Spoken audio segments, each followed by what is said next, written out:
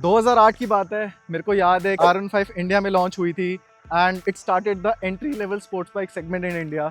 उसके बाद 2012 में KTM इंट्रोड्यूस हुई, उसने इस सेगमेंट को थोड़ा और वाइडन अप कर दिया क्योंकि R15 150 सीसी थी and then KTM brought their 200 Duke and the 390 Duke. उसने जो एक बहुत ही बड़ी लहर थी इंडिया में जो अभी भी चल रही है, एक सब 500 सीसी कैटेगरी, उसको डिफाइन करा था। इस पूरे बूमिंग सेगमेंट को देखते हुए TVS as an Indian brand उन्होंने लॉन्च करी अपनी अपाचे RR 310 इन 2017। तो जब कॉन्सेप्ट आया था इसका तो इट वाज नेम्ड एक्यूला। एक्यूला मींस शार्क, मतलब एक्यूला एक रशियन वर्ड है जिसका मतलब शार्क है and as the name suggest ये बाइक डिनोट करता है एक शार्क की फ्यूरियस नेचर को from the get go, starting with the design, the performance, the amount of equipment it comes with. तो आज इन्हीं सब चीज़ों के बारे में बात करेंगे। नमस्कार दोस्तों, मेरा नाम है Aman. Welcome to car HP India new episode, जहाँ पे हम आज रिव्यू कर रहे हैं इंडिया का आंसर टू द वर्ल्ड कि वो भी एक बहुत capable motorcycle under 500 CC category बना सकते हैं।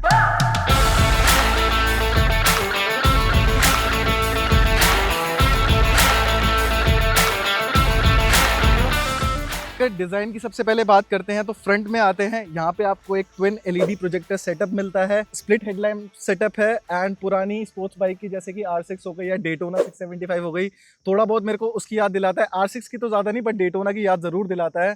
जो ये पेंट स्कीम है रेड एंड वाइट और ब्लैक एक्सेंट के साथ, वो काफ़ी अपील करता है लोगों को। तो ये तो हो गई फ्रंट की बात। अब अगर साइड में आते हैं तो यहाँ पे आपको जैसे देखने को मिल रहा है बहुत ही बड़ा अपाचे का ग्राफिक है जो कि कोहेसिवनेस देता है। इधर से चालू होता है एंड टैंक तक जाता है पूरा मिडल एलिमेंट के साथ एंड नीचे RR 310 की ब्रांडिंग है एंड उसके बाद ये पूरा जो सेक्शन है वो एक सिमिलर कोहेसिवनेस देता है। ये यहाँ पे ब्रेक हो रहा है, मतलब देखने में बहुत ज़्यादा सही लगती है जब ये मोटरसाइकिल चलती है रोड पे, काफ़ी ज़्यादा अटेंशन मिलता है। अब अगर आप यहाँ पर आएंगे तो जैसे कि मैंने बताया शार्क से इंस्पायर्ड है इसका पूरा डिज़ाइन। तो यहाँ पर आपको शार्क के जो गिल्स होते हैं उस तरीके से जो एयर वेंट्स है वो मिलते हैं। यहाँ से इंजन की जो गर्म हवा है वो ये रेडिएटर थ्रो करता है बाहर को। अब हम चलते हैं थोड़ा सा पीछे, तो अब आते हैं इसके रियल टेल सेक्शन की बात करते हैं। तो यहाँ पर भी TVS ने एक शार्क फिन से इंस्पायर्ड होकर एलिमेंट दिया है जो कि जो भी डर्ट गाड़ी से उठता है उसको प्रिवेंट करता है अंदर जाने से। एंड उसके बाद अगर मैं टेल लाइट्स की बात करूँ तो टेल लाइट्स भी काफ़ी ज़्यादा शार्प है, एक प्योर LED सेटअप है एंड देखने में काफ़ी अच्छा लगता है रात को भी। उसके बाद अगर मैं नीचे देखूँ तो यहाँ पे टायर हगर है अपना, लेकिन टायर हगर यहाँ ऊपर जाने से तो थोड़ा बचा लेता है, बट यहाँ पर जैसे कि आप देख सकते हैं हमने गाड़ी धुलवा के जस्ट अभी लाए हैं एंड उसके बाद पे भी काफ़ी डर्ट यहाँ पर दिख रहा है। तो ये टायर हगर काम तो करता है, रियर सीट पैसेंजर की पीठ गंदी नहीं होगी बट गाड़ी आपकी यहाँ से गंदी होगी। एंड सिमिलरली यहाँ पे सस्पेंशन को बचाने के लिए TVS ने बहुत नाइसली यहाँ पर इंटीग्रेट किया हुआ है ये कवर, जो कि एक काफ़ी अच्छा टच लगा मेरे को। अब आते हैं icing on the cake design के एस्पेक्ट में, जो है इसका क्लियर क्लच कवर। ये भाई मतलब one of the best design elements लगा मेरे को इस बाइक का एंड स्पेसिफिकली ये जो रेड कलर है एंड उसके साथ जो ये क्लियर क्लच कवर दिए रखा है, ये काफ़ी मतलब डुकाटी स्टाइल पर्सोना देता है इस बाइक को, जो कि इस बजट प्राइस पॉइंट पे काफ़ी सही लगा मेरे को। क्या उन्होंने चलो एस्थेटिकली TVS की टीम ने थोड़ा सा ध्यान दिया है इस बाइक पे। उसके बाद मैं बात करूँ तो ये आपके रबर फुटपेक्स हैं। यहाँ पे जो ब्रेक्स है उसके ऊपर भी अच्छी रबर है, तो ब्रेक्स वगैरह अप्लाई करते टाइम आपके पैर नहीं फिसलेंगे इस पे से। बट अब एक चीज़ जो मेरे को इसके डिज़ाइन की अच्छी नहीं लगी तो वो है इसका साइलेंसर, क्योंकि ये बहुत ही ज़्यादा प्रोट्रूडिंग है, बहुत काफ़ी बड़ा सा साइलेंसर लगता है देखने में। एंड उसका एक और रीज़न है क्योंकि इसका जो बेंड पाइप है वो इंजन के पीछे से आता है, आगे से नहीं, उसकी बात अभी करेंगे हम। तो जो कैटेलिक कन्वर्टर के लिए जो स्पेस नीचे चाहिए होता है जनरली बाइक्स को, वो इन्होंने इसी एग्जॉस्ट के अंदर इंक्लूड कर रखा है, जिसकी वजह से एग्जॉस्ट का जो साइज़ है वो काफ़ी बड़ा हो जाता है एंड जो थोड़ा सा एस्थेटिकली सही नहीं लगता है। ओवरऑल जो फिट एंड फिनिश है गाड़ी की वो काफ़ी अच्छी है। अगर इसके ऑस्ट्रियन और जापानीज काउंटर पार्ट्स को देखा जाए तो उसी लेवल की फिट एंड फिनिश है एंड एज अ ओनर आपको भी काफ़ी अच्छा फील होगा इस बाइक को ओन करने के लिए। तो गाइस ये तो हो गई ओवरऑल डिज़ाइन की बात एंड फील गुड फैक्टर की बात। अब करते हैं इसके इंजन की बात थोड़ी सी। तो TVS ने इसका इंजन में अपडेट्स करे थे 2025 में जब ये लॉन्च हुई थी। सबसे पहले जो इसका पिस्टन है वो उन्होंने फोर्ज पिस्टन यूज करा है एंड उसी की वजह से थोड़ी वाइब्रेशन भी कम थी इसके इंजन में पिछले आइटरेशन के हिसाब से। तो जैसे कि ये एक फोर्ज पिस्टन है, इसकी स्टिफनेस को बढ़ा दिया गया था एंड इसके वेट को कम कर दिया गया था। तो उससे क्या हुआ, जो इसका कंप्रेशन रेशियो है वो TVS ने बढ़ा दिया।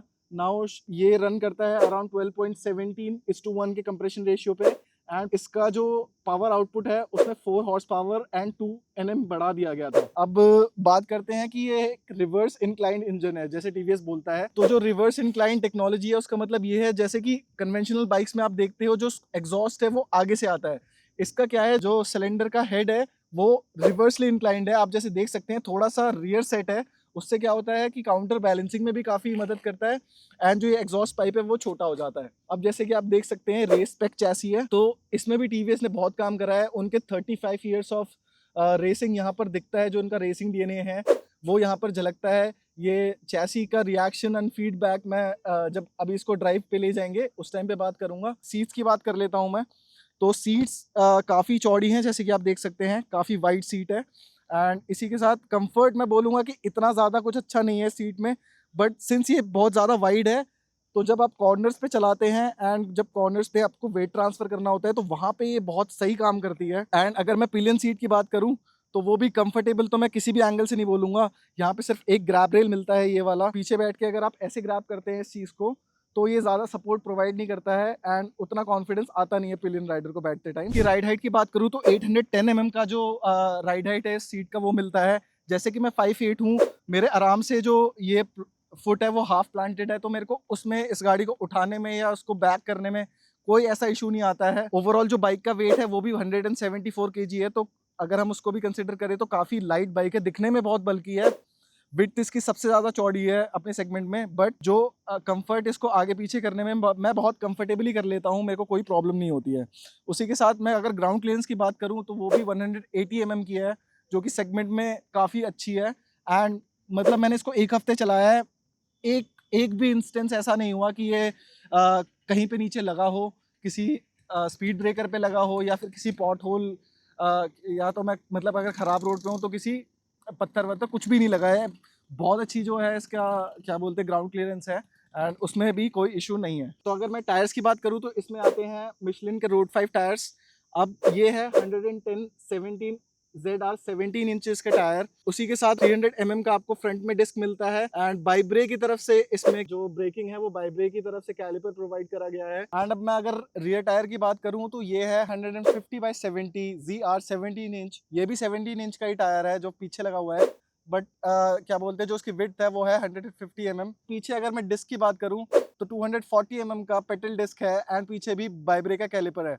तो ब्रेकिंग के हिसाब से भी जो इक्विपमेंट है वो टॉप नॉच दे रखा है टीवीएस ने एंड इस पॉइंट पे इससे ज़्यादा एक्सपेक्ट करना बेवकूफ़ी होगी आई गेस, इससे ज़्यादा कुछ नहीं मिलता आपको।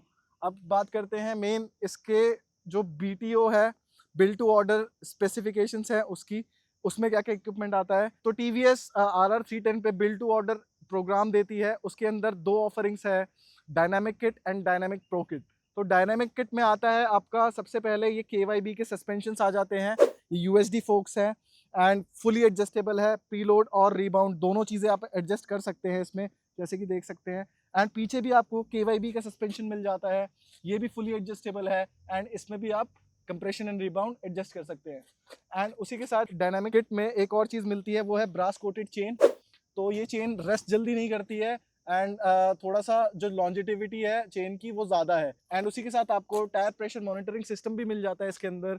तो जब आप बाइक चलाएंगे एंड आपका अगर बाई चांस टायर फ्लैट हो जाता है, ये ट्यूबलेस टायर्स है, कभी कभार आपको पता नहीं चलता है, तो TPMS के साथ आपको पहले से ही आपको पता चल जाएगा एंड जो क्रैश होने के चांसेस है वो कम हो जाएंगे। तो सेफ्टी एस्पेक्ट में ये काफ़ी हेल्पफुल है। डायनामिक किट का प्राइस मैं आपको बता देता हूँ, 18,000 आपको इसके ऊपर एक्स्ट्रा पे करना पड़ेगा for the adjustable suspension, brass coated chain and tyre pressure monitoring system. अब आते हैं डायनामिक प्रो किट की तरफ, वो 16,000 और एक्स्ट्रा आपको पे करके जो इसका IMU है वहाँ पे अपग्रेड्स मिलते हैं। तो उस अपग्रेड में आपको क्या क्या मिलता है, लॉन्च कंट्रोल मिलता है, कॉर्नरिंग ABS मिलता है, कॉर्नरिंग क्रूज कंट्रोल मिलता है एंड और भी वेरियस अलग अलग फीचर्स मिलते हैं जो आपकी डेली राइडिंग में और ट्रैक पे भी काफ़ी मदद करेंगे। तो ये तो हो गई इसके ओवरऑल इक्विपमेंट की बात। ये पूरी लोडेड बाइक है TVS की तरफ से जो हमें रिव्यू के लिए मिली है। अब इसका इंस्ट्रूमेंट क्लस्टर दिखाता हूँ मैं और वहाँ पे क्या क्या चीज़ें हैं। तो यहाँ पे तो बहुत धूप है, आपको दिख नहीं पाएगा, मैं थोड़ा छाँव में ले जाता हूँ बाइक को एंड वहाँ पर दिखाता हूँ कि इसके इंस्ट्रूमेंट क्लस्टर किस हिसाब से है एंड आपको क्या क्या देखने को मिलेगा। तो ये हो गया इसका 5 इंच का इंस्ट्रूमेंट क्लस्टर ऑन। ये मतलब काफ़ी रीडेबल है, धूप में भी कोई दिक्कत नहीं होती है, थोड़ा बहुत जब सनलाइट डायरेक्टली पड़ती है तो दिक्कत होती है। अभी जैसे कि आप देख सकते हैं न्यूट्रल में है, न्यूट्रल इसका यहाँ दिखाता है, लाइट का इंडिकेटर यहाँ पर है, यहाँ पर इसके हेजार्ड लाइट्स और इंडिकेटर्स हैं एंड लाइट अगर आप ऑन करोगे तो यहाँ पर है। नीचे इसका ABS traction control, engine light on है क्योंकि अभी सर्विस पे जाने वाली है बाइक। एंड अगर ये पूरा सिस्टम, इसके अंदर काफ़ी सारी चीज़ें हैं जो कि आप कर सकते हैं एडजस्ट अपने हिसाब से। वो सारी एडजस्टमेंट होगी आपकी यहाँ से। यहाँ पे ये बटन है, ये पूरा नेविगेट करने के लिए है इस इंस्ट्रूमेंट क्लस्टर को। यहाँ पे जो है ये हेजार्ड लाइट का बटन है, ये आपका क्रूज सेट करने का है। यहाँ से plus minus and cruise control on off कर सकते हैं आप। एंड जो लाइट का है हाई बीम, लो बीम और पास, वो तीनों इंटीग्रेटेड है जो कि मेरे को काफी अच्छा टच लगा। यहाँ से आप अपने इंडिकेटर्स को चालू कर सकते हैं एंड ये रहा हॉर्न का स्विच। एंड उसी के साथ यहाँ पर fully adjustable clutch and brake levers आते हैं जो कि एक और काफी अच्छा टच लगा एज अ स्टैंडर्ड इक्विपमेंट। तो अब हम इसके अंदर चलते हैं। तो यहाँ पे सबसे पहले आते हैं राइड मोड्स। तो राइड मोड में 4 राइड मोड्स है, अर्बन, रेंज, स्पोर्ट, ट्रैक। अभी फिलहाल अर्बन मोड पे है। अब हम पीछे चलते हैं तो यहाँ पर इसका ट्रिप डिटेल्स है। यहाँ पे trip A, trip B, trip C, day trip meter सब कुछ सेट कर सकते हैं यहाँ पे। उसके बाद अगर हम अंदर जाते हैं तो यहाँ पे total distance cover, total time travel, top speed, average speed, fuel consumed और एवरेज माइलेज आ रही है। अब बैक जाता हूँ मैं, माई व्हीकल पे जाते हैं तो यहाँ पर सर्विस की इन्फॉर्मेशन, परफॉर्मेंस रिकॉर्ड आ जाता है, माइलेज, स्पीड, लैप्स, मतलब जो इसका IMU है वो लैप रिकॉर्ड भी करता है। तो वो आपको, अगर आपको ये बाइक ट्रैक पे ले जानी है तो इसका इंटरनल जो IMU है वो सब कुछ रिकॉर्ड करेगा और आपको फर्दर हेल्प करेगा to reduce your lap times. उसके बाद अगर नीचे जाऊँ तो यहाँ पे एक और स्पेशल टच है जो मेरे को काफ़ी सही लगा कि यहाँ पे आप अपने डॉक्यूमेंट स्टोर कर सकते हैं, जो भी बाइक के डॉक्यूमेंट्स, जैसे कि इंश्योरेंस हो गया, RC हो गई, ये सब आप यहाँ पर 3 डॉक्यूमेंट्स ऐसे स्टोर कर सकते हैं। एंड गाड़ी के साथ अगर आप अपने पेपर्स लेके नहीं निकल रहे हैं तो आप अपने पेपर्स यहाँ पे दिखा सकते हैं। तो जो नीचे वाला लास्ट मेन्यू है प्रेफरेंसेस का, वहाँ से आप अपनी कनेक्टिविटी सेट कर सकते हैं, आपके फ़ोन के साथ कनेक्ट हो जाता है एंड फ़ोन का जो कॉल्स वगैरह है वो इस पर आ जाती है। यहाँ से आप डिस्प्ले सेटअप कर सकते हैं, brightness, clock, date, day and night mode, ये सब कुछ आप यहीं से सेलेक्ट कर सकते हैं। कस्टम विजेट्स भी लगा सकते हैं, उसके साथ साथ स्पीड अलर्ट भी है। एंड नीचे आएंगे तो मेन चीज़ें, ट्रैक्शन कंट्रोल यहाँ पर दे रखा है, अनेबल डिसेबल आप सीधा कर सकते हैं, क्विक शिफ्टर भी अनेबल डिसेबल कर सकते हैं। एंड एक और है टेम्परेचर कंट्रोल सीट, अभी इसमें लॉक्ड है क्योंकि आई डोंट थिंक सो कि ये वाली जो सीट है वो टेम्परेचर कंट्रोल्ड है। RR 310 में तो आई डोंट थिंक सो कि आता है, वो RTR 310 में आता है जो टेम्परेचर कंट्रोल सीट है। तो ये तो हो गई अब इसके इंस्ट्रूमेंट क्लस्टर की बात। अब इस गाड़ी को चला के देखते हैं, चला के कैसी है एंड राइड रिव्यू देता हूँ मैं अब आपको। तो एक बारी लेकर चलते हैं बाइक को मेन रोड पे एंड वहाँ पर डिस्कवर करते हैं कि इसके एडवांटेजेस और डिसएडवांटेजेस क्या है राइडिंग के मामले में। तो गाइस, जैसे कि आप देख सकते हैं हम आ गए हैं मेन रोड पे एंड यहाँ पर टेस्ट करेंगे। अभी थोड़ा सा ट्रैफिक ज़्यादा है, आगे खाली होगा। तो स्टार्ट करते हैं इसके इंजन से। तो सबसे पहली चीज़ है, इसमें इंजन जो दिया है वो TVS ने BMW के साथ को डेवलप करा है। It is a 312.2 cc engine. तो ये इंजन अपने हाईएस्ट ट्यून में प्रोड्यूस करता है 38 PS of power and 29 newton metres of torque. अब इसमें 4 राइडिंग मोड्स आते हैं, अर्बन, रेन, स्पोर्ट और ट्रैक। अभी ये ट्रैक मोड पे है एंड ये अपने मैक्सिमम पोटेंशियल प्रोड्यूस कर रहा है। जब आप इसे रेन या अर्बन मोड पे डालते हैं तो ये बेसिकली डिट्यून कर देता है थोड़ा सा इंजन को एंड लोअर ट्यून पे ये इंजन प्रोड्यूस करता है around 30 PS of power and 26.5 newton metres of torque. अब ये तो हो गई इंजन की बात। पावर डिलीवरी वगैरह की बात कर लेते हैं। तो अगर मैं गेट गो से बात करूं तो स्टार्टिंग में इसमें थोड़ी सी फ्यूलिंग इशू है। आई थिंक सो या तो फ्यूलिंग इशू है या फिर इसका जो ट्रैक्शन कंट्रोल है वो थोड़ा सा इंट्रूसिव कह सकते हैं हम, क्योंकि ये स्टार्टिंग में काफ़ी ज़्यादा स्टॉल करती है मोटरसाइकिल। मतलब अभी तो मैं यूज़ टू हो गया हूँ, 5-6 दिन से राइड कर रहा हूँ इसको, तो मैं थोड़ा यूज़ टू हो गया हूँ। बट ये इंजन मतलब इसमें है थोड़ी सी गेट गो में लाइक अराउंड 4000 RPM तक ये थोड़ा सा अंडरवेलमिंग फील होगा आपको। लेकिन जैसे ही आप 4000 RPM क्रॉस करेंगे तो जो इरेगुलरिटीज़ है फ्यूलिंग की या फिर जो हिकअप्स आते हैं वो सारे डिसअपियर हो जाते हैं। एंड ये इसका जो मिड रेंज है वो बहुत ही नाइस एक पंच देगा आपको। अगर आप स्मॉलर कैपेसिटी मोटरसाइकिल से ऊपर आ रहे हैं, जैसे सब 200 cc या फिर 200 cc की बाइक से आप अपग्रेड करना चाहते हैं एंड अपाचे RR 310 की तरफ देख रहे हैं, तो पावर की आपको एज सच कोई कमी महसूस नहीं होगी, बस गेट गो के अलावा वहाँ पे थोड़ा सा है। अब गेट गो की बात करूँ तो अर्बन और रेन मोड पे इसके अंदर स्टॉल असिस्टेंस भी आता है। तो ये गाड़ी क्या होता है कि अगर जैसे आप फर्स्ट सेकंड गियर पे चल रहे हो एंड आपने पूरा थ्रॉटल छोड़ रखा है प्लस बस क्लच पे है, तो गाड़ी अपने आप धीरे धीरे क्रॉल करती है। तो ये एक मेरे को बहुत अच्छा फीचर लगा, जैसे कि जाम वगैरह में या फिर जब ज़्यादा ट्रैफिक हो जाता है या फिर रोड्स काफ़ी ज़्यादा ख़राब है या तो स्लश है रोड्स पे, तो उन सब एरियाज़ में वो काफ़ी हेल्प करता है। एक तो आपको ज़्यादा टेंशन लेने की ज़रूरत नहीं है, आप सिर्फ सेकंड गियर में लगाए एंड ये 13 to 15 किलोमीटर पर आवर की स्पीड से आपको धीरे धीरे करके निकालती रहेगी। आप उसी के साथ अब आते हैं इसके हैंडलिंग डायनामिक्स पे। तो इसकी जो चैसी है वो रेस डिराइव्ड है। टीवीएस ने ट्रैक पे इसका जो चैसी है वो डेवलप करा है। एंड मैं एक ही चीज़ कहना चाहूँगा इसकी चैसी के लिए कि ये बहुत ही बेहतरीन चैसी है, बहुत ही रिजिड है एंड जो फीडबैक देती है चैसी वो बहुत ही प्रिसाइज है एंड आप उसको जज कर सकते हैं बेसिकली।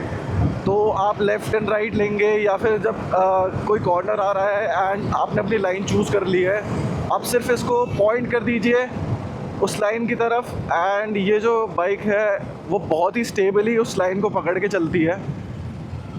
उस चीज़ में कोई भी इशू नहीं आता है, आराम से अपनी लाइन पकड़ती है। और ये जो फीडबैक है और रिएक्शन है चैसी का वो इमैक्युलेट है। यहाँ पर टीवीएस ने जो काम करा है वो एकदम टॉप नॉच है। तो आप किसी भी इंटरनेशनल ब्रांड्स हो गए जैसे KTM, यामाहा, उससे आप इससे आराम से कंपेयर कर सकते हैं। उस लेवल का चैसी है ये, बहुत ज़्यादा कॉन्फिडेंस इंड्यूस करता है जब आप राइड करते हैं एंड उसी के साथ साथ एक काफ़ी एजाइल स्टिल स्टेबल बाइक इसको बना देता है।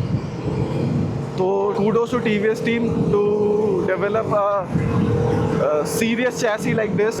चैसी की बात चली रही है तो राइडर ergonomics की भी बात कर ही लेते हैं। तो ये एक स्पोर्ट्स टूरर कैटेगरी में मैं कहूँगा, मतलब फुल फ्लेजेड स्पोर्ट्स बाइक वाला एग्रेशन नहीं है इसके राइडिंग स्टैंस में, बट हाँ थोड़ा एग्रेसिव तो है। सिर्फ इट इज़ स्पोर्ट्स बाइक। आपको थोड़ा सा फ्रंट सेट ही मिलेगा, जो इसके हैंडल बार्स हैं वो थोड़े से आगे को ही है, बट फुटपेक्स हैं वो मिडिल में प्लेस्ड है, वो ज़्यादा आगे प्लेस नहीं है। तो इसकी वजह से क्या होता है कि आपको अगर टक डाउन करना है और रेस ट्रैक पे जाना है तो वहाँ पर भी एक बहुत ही बढ़िया मिडिल ग्राउंड जैसे पकड़ रखा है टीवीएस ने इस केस में।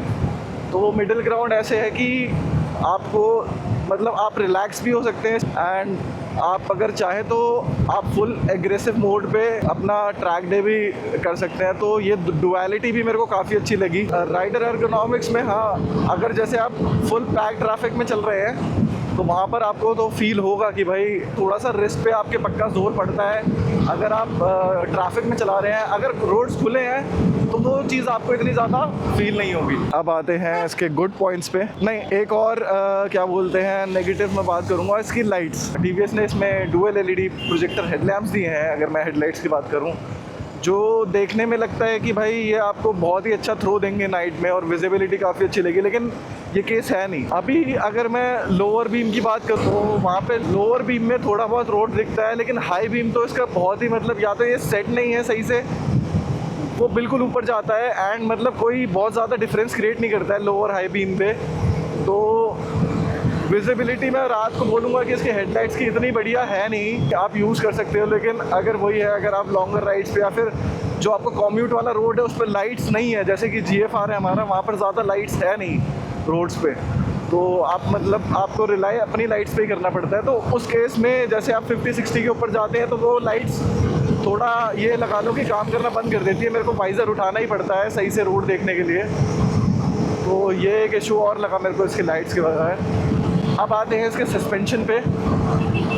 तो अगेन टीवीएस ने बहुत ही बेहतरीन काम करा है। ये पर्टिकुलर बाइक जो मैं चला रहा हूँ ये टीवीएस ने BTO किट के साथ दी है। तो ये पर्टिकुलर बाइक आती है KYB के फुली एडजस्टेबल सस्पेंशन के साथ। आप रिबाउंड और प्रीलोड दोनों एडजस्ट कर सकते हैं इसमें। एंड एक बात कहूँगा, ये top of the notch equipment दिया है टीवीएस ने इस प्राइस पॉइंट पे, जो कि मेरे को काफ़ी अच्छा एक टच लगा कि मतलब एक ऑप्शन है एटलीस्ट आपके पास कि आप 18,000 रुपीज़ एक्स्ट्रा दे सकते हैं and you'll get such a nice suspension, जो कि कॉर्नर्स में भी आपको एकदम प्लांटेड रखेगा एंड जो डेली इरेगुलरिटीज़ होती है रोड्स की उनको भी बहुत ही ज़्यादा अच्छे से और बहुत ही ज़्यादा तरीके से काउंटर करता है। बहुत ज़्यादा हार्ड नहीं है मैं कहूँगा।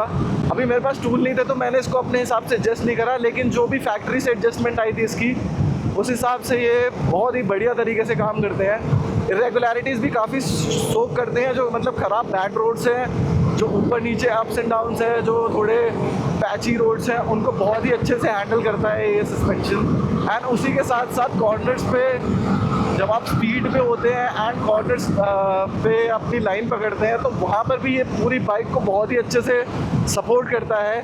Also in the terms of braking में जो नोज ड्राइव है उसको भी बहुत अच्छे से ये हैंडल करता है। बहुत ज़्यादा नोज ड्राइव नहीं है गाड़ी के अंदर, तो आप बहुत ही कॉन्फिडेंट रहते हैं सस्पेंशन की वजह से। सिमिलरली पीछे भी जो पीछे वाला सस्पेंशन है वो भी बहुत अच्छे से सपोर्ट करता है, क्या बोलते हैं, पीछे वाले रियर व्हील को, मतलब ट्रैक्शन पुट डाउन करने में और ब्रेकिंग के टाइम पे ग्रिप मेंटेन करने में भी काफ़ी हेल्प कर देते हैं रियर सस्पेंशंस भी। तो ऑल इन ऑल मैं ये कहूँगा कि भाई सस्पेंशन जो है वो टॉप नॉच दिया है अगेन टीवीएस ने इस प्राइस पॉइंट पे। And 18,000 for the dynamic kit is a go for me. आप बिल्कुल जाइए, अगर आप ये बाइक ले रहे हैं तो डायनामिक किट के साथ लीजिए, आपका जो एक्चुअल एक्सपीरियंस है वो काफ़ी इम्प्रूव हो जाएगा। अब ये हो गई इसके सस्पेंशन की बात। अब चलते हैं टायर्स की तरफ। तो अगेन टीवीएस ने आपको लगेगा कि स्पॉन्सर्ड है, लेकिन मैं ये बिल्कुल भी स्पॉन्सर्ड वीडियो नहीं है। मैं एक्चुअली टेस्ट कर रहा हूँ ये मोटरसाइकिल 5-6 दिन से, एंड मैं बता सकता हूँ कि भाई जो इसमें टायर यूज़ करे हैं, these are Michelin road 5 tyres. And भाई रोड पे टारमैक पे ये tyres they do their magic भाई, they are like magical tyres I would से।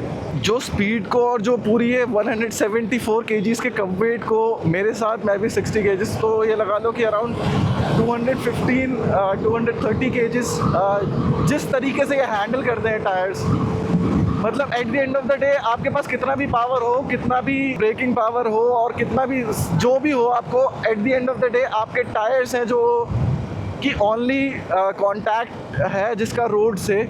तो आपको अगर पावर डाउन भी करनी है या फिर ब्रेक भी लगानी है, आपको कितने भी, अगर आपके पास अच्छे टायर्स नहीं हैं तो वो सारी चीज़ें कहीं ना कहीं बॉटलनेक होती हैं पावर भी ब्रेकिंग में की। लेकिन टीवीएस ने इस बात का बहुत ही खासा ध्यान रखा है एंड इस सेगमेंट में one of the nicest tyres बोलूँगा मैं, क्योंकि ये जिस हिसाब से हल्का सा वार्म जैसे ही हो जाते हैं ये, उसके बाद ये रोड को इस तरीके से चिपक के चलते हैं टायर्स, जो कि काफ़ी कॉन्फिडेंस इंड्यूस करता है। तो मतलब ऑल इन ऑल ये मोटरसाइकिल बहुत ही ज़्यादा कॉन्फिडेंट फील कराएगी आपको। पुश करते टाइम इसको डर नहीं लगेगा कि भाई ये आउट ऑफ कंट्रोल जा रही है किसी भी पॉइंट पे। एंड ये बहुत ही बखूबी अपना काम करती है हाई स्पीड्स पे। अब मैं हाई स्पीड्स की बात कर रहा हूँ तो रुकने की भी बात करनी पड़ेगी, क्योंकि भाई सिर्फ स्पीड पे जाना तो is not the only way, हमें रुकना भी पड़ता है उसके बाद। So guys, the brakes are also very superior in this motorcycle. आगे और पीछे दोनों बाई ब्रेक के सिस्टम है। आगे 300 mm का पेडल डिस्क है एंड पीछे 240 mm का पेडल डिस्क है। तो जो ब्रेकिंग है गाड़ी की वो बहुत ही अच्छी है। बाइट के टाइम पे मैं कहूँगा कि बाइट उतनी ज़्यादा क्या बोलते हैं शार्प नहीं है, बट जो प्रोग्रेशन है ब्रेक्स का वो काफ़ी अच्छा है। मतलब जो प्रोग्रेस करती है ब्रेक्स जिस हिसाब से and Yeats out the speed very nicely, तो जो प्रोग्रेसिवनेस है ब्रेक की वो मेरे को काफ़ी अच्छी लगी।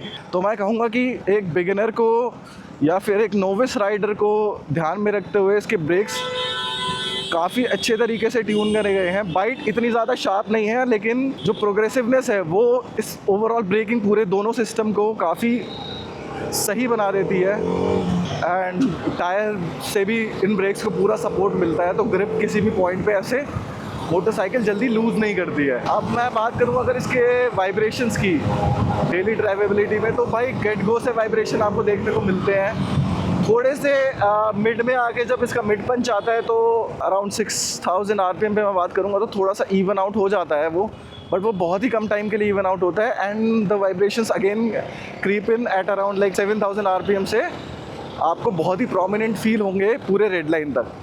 तो TVS ने पीछे से तो काम करा है, इंजन में भी इसके काफ़ी काम करा है 2025 अपडेट में। लेकिन मैं इसमें कहूँगा कि सिर्फ इंजन नहीं, इसकी जो बॉडी है वो भी वाइब्रेट करती है, since it is a plastic full fairing motorcycle, जो कि आपको हर जगह मिलता है।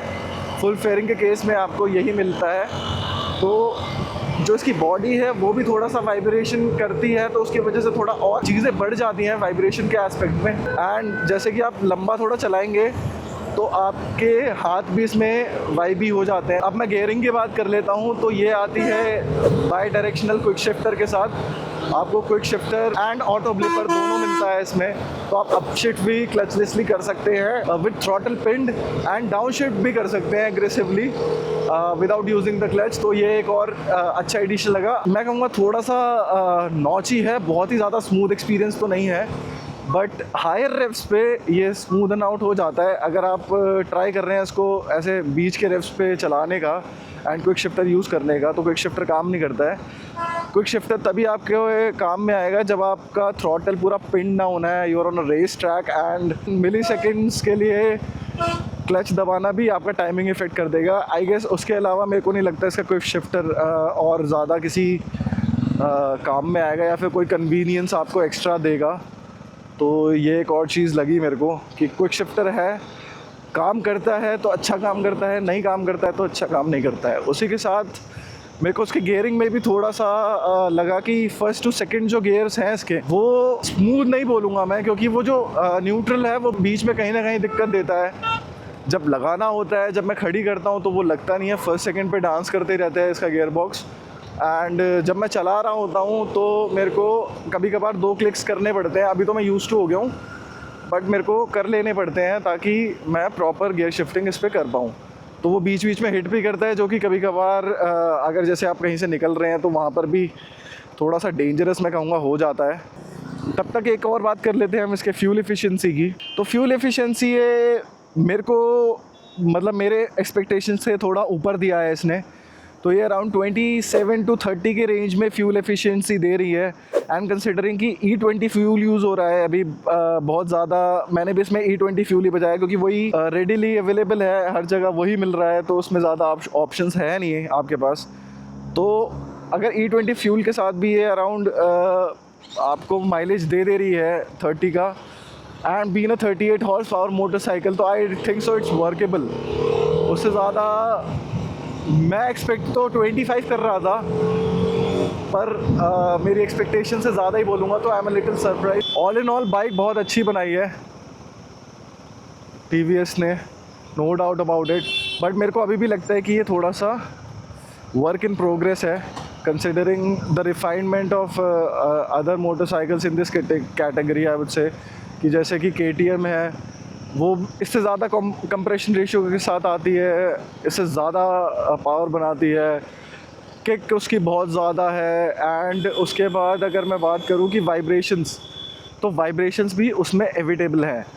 बट जो ये फ्यूल इरेगुलरिटीज़ वाली दिक्कत है वो I don't think so KTM में है। उसका जो गेट गो का पंच है वो बहुत ही ज़्यादा स्ट्रॉन्ग है, एंड उसी की वजह से ये क्या लगता है कि वो ना इससे बहुत ही फास्ट मोटरसाइकिल फील होती है। एटलीस्ट जब ये भी प्रॉपर रेव रेंज पे अपने पहुंचेगी तो ये भी फास्ट हो जाती है, काफ़ी फास्ट हो जाती है। मिड रेंज इसका बहुत स्ट्रॉन्ग है, लेकिन मिड रेंज बहुत ज़्यादा स्ट्रॉन्ग होने की वजह से जो इसका गेट गो है वहाँ ऐसा लगता है कि ये मोटरसाइकिल एकदम डेड है। लेकिन जैसे ही आप इसका मिड रेंज हिट करोगे, ओ गॉड इट वर्क्स भाई, it works. This motorcycle starts moving like crazy, and ये भाई अंधाधुन जाती है। 100 पार इसके लिए पीस ऑफ केक है।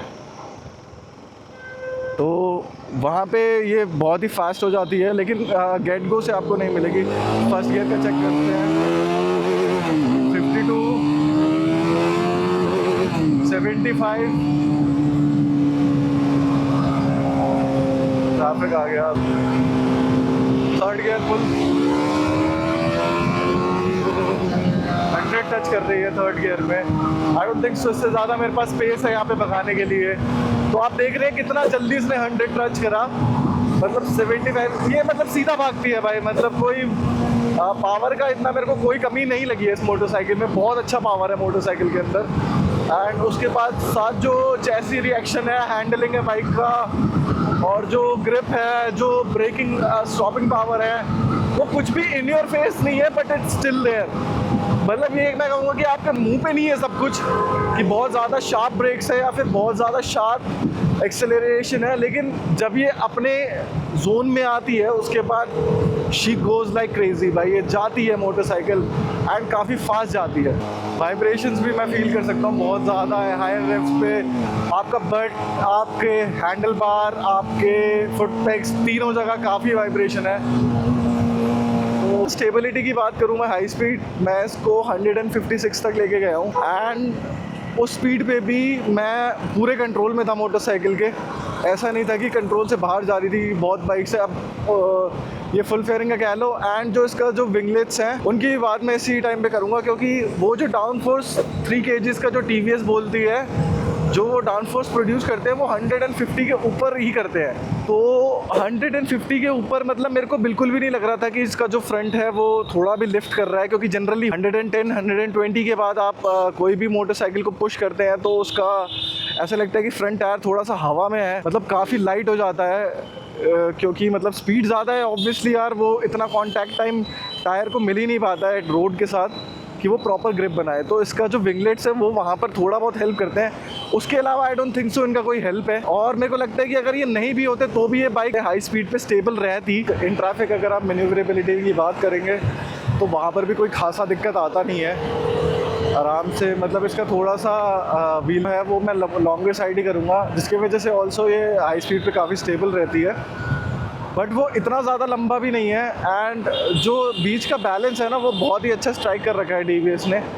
तो ट्रैफिक के अंदर भी ये एक तो चैसी इतनी रिएक्टिव है, आराम से आप ऐसा करो, आप अपने थाइस से इसको पुश करिए एंड शी स्टार्ट्स डांसिंग। भाई आप आराम से इससे ट्रैफिक फ़िल्टरिंग कर सकते हैं। जो हीटिंग इश्यूज़ है वो भी थोड़ा सा आपको ट्रैफिक में ही फील होगा।